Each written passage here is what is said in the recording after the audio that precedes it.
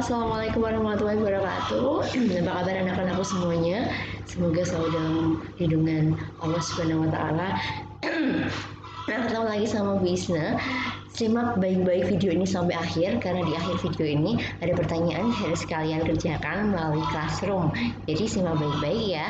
Jadi video ini akan merangkum materi selama kita melakukan daring yang kemarin. Jadi Bu Isna akan mengulas secara singkat dan menegaskan beberapa part yang memang harus kalian kuasai.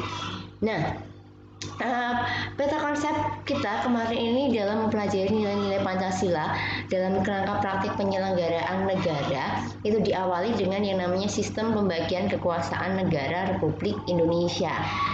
Jadi sistem pembagian kekuasaan negara Republik Indonesia itu seperti apa? Apakah negara punya kekuasaan? Oh jelas, negara punya kekuasaan. Karena negara itu adalah sebuah organisasi kekuasaan yang memiliki wewenang untuk mengatur rakyatnya, ya, supaya rakyat atau negaranya itu nanti tercipta kedamaian, kemakmuran, dan lain sebagainya. Nah, bagaimana cara sebuah negara itu menjalankan kekuasaannya? Di sini ada beberapa teori yang dirumuskan oleh beberapa pakar. Kita ambil dari teori kekuasaan negara menurut Montesquieu dan juga John Locke. Kalau menurut Montesquieu kemarin pembagian kekuasaannya dibagi menjadi 3, yaitu kekuasaan eksekutif, legislatif, dan juga yudikatif. Kalau yang katanya Mr. John Locke itu eksekutif, legislatif, dan juga federatif. Jadi bedanya di federatif dan juga yudikatifnya. Nah, apa itu kekuasaan legislatif? Jadi kekuasaan untuk membuat atau membentuk undang-undang. Di Indonesia ini tugas siapa? Tugas DPR, dan juga tugas siapa lagi? Membuat undang-undang selain DPR. Ya, ini adalah tugas dari Pak Presiden. Tapi perlu diketahui bahwa Presiden bukan merupakan anggota legislatif, tapi Presiden merupakan anggota dari eksekutif. Karena kekuasaan untuk melaksanakan undang-undang itu dibebankan kepada Presiden, Wakil Presiden, dan juga menteri-menterinya. Kekuasaan yudikatif, yakni kekuasaan untuk mempertahankan undang-undang, termasuk kekuasaan untuk mengadili setiap pelanggaran terhadap undang-undang. Ini tugas siapa? Ya, ini adalah tugas dari MA, MK, KY, ya, di lembaga-lembaga hukum Indonesia. Nah, ini adalah sirkel pembagian kekuasaan di negara Indonesia secara horizontal.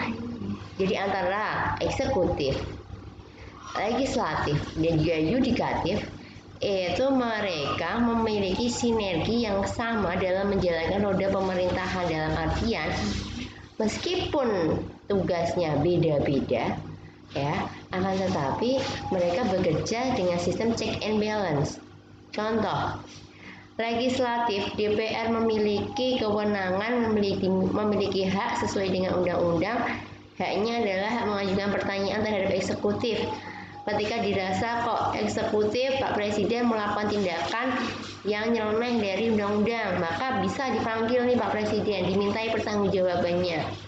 Ya, meskipun mereka adalah legislatif, bisa meminta pertanggungjawaban dari eksekutif.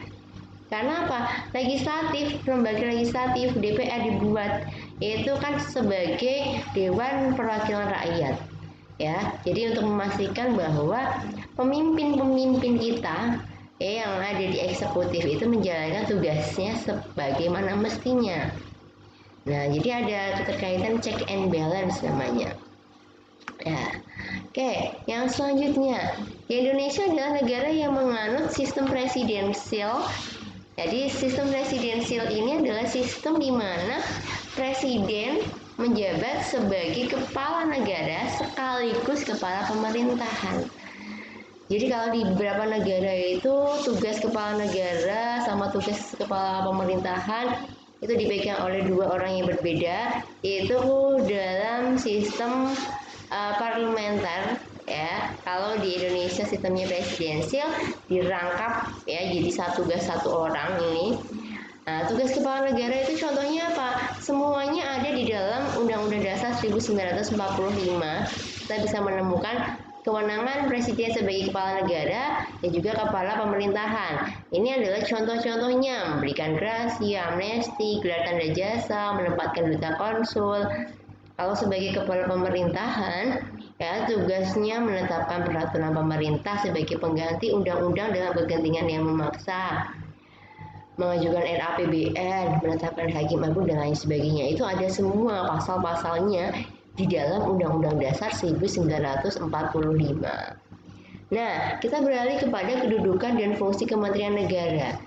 Jadi presiden yang tugasnya itu banyak sekali, apalagi di negara Indonesia, negara yang luas wilayahnya, penduduknya banyak sekali, yang diatur itu banyak sekali, maka sudah selayaknya dibantu oleh Kementerian Republik Indonesia. Para menteri-menteri ini nanti diklasifikasikan menjadi beberapa kementerian. Nah, di beberapa kementerian itu nanti juga diklasifikasikan kembali ke dalam Kemenko, Kementerian Koordinator. Jadi ada 4 Kemenko. Yang pertama adalah Kemenko Polhukam. Kemenko Polhukam ini membawahi Kementerian Dalam Negeri, Hukum HAM, Luar Negeri, Pertahanan, sampai ya Kemenpan RB. Terus ada Kemenko Perekonomian. Ini berada di bawah koordinator Kemenko Perekonomian, kementerian-kementerian ini.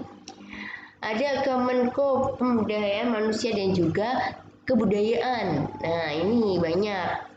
Ini bagian dari Kemenko PMK. Dan yang keempat adalah Kemenko Kemaritiman yang membawahi Kementerian Energi, Mineral, Perikanan, Pariwisata, Perhubungan. Ya.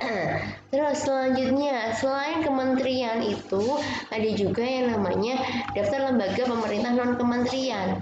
Jadi mereka bukan lembaga kementerian, tetapi mereka non kementerian, tak fungsinya adalah membidangi bidang tertentu. Ya, di bidang tersebut itu mereka membantu kinerja dari pemerintah. Jadi ada banyak sekali. Nah, ini. Jadi yang tadi Bu Isna lupa menyampaikan, ya, ini adalah mengenai tugas pokok dari Kementerian Negara Republik Indonesia. Bisa kalian amati, ya. Ini adalah tugas Kementerian Negara Republik Indonesia. Tugas-tugasnya sudah jelas, tugas secara besar.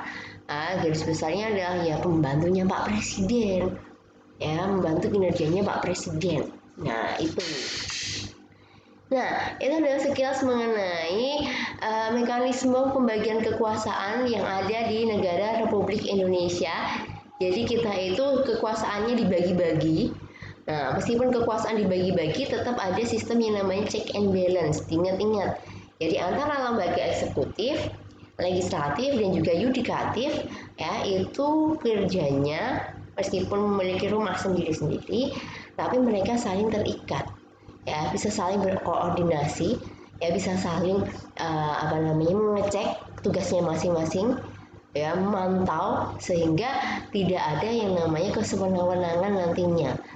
Nah, oke. Sekarang soal spesial untuk kalian. Nanti soal ini kalian kerjakan di dalam classroom, kirim di classroom kalian, ya. Jelaskan peran lembaga yudikatif dalam praktek penyelenggaraan negara di Indonesia.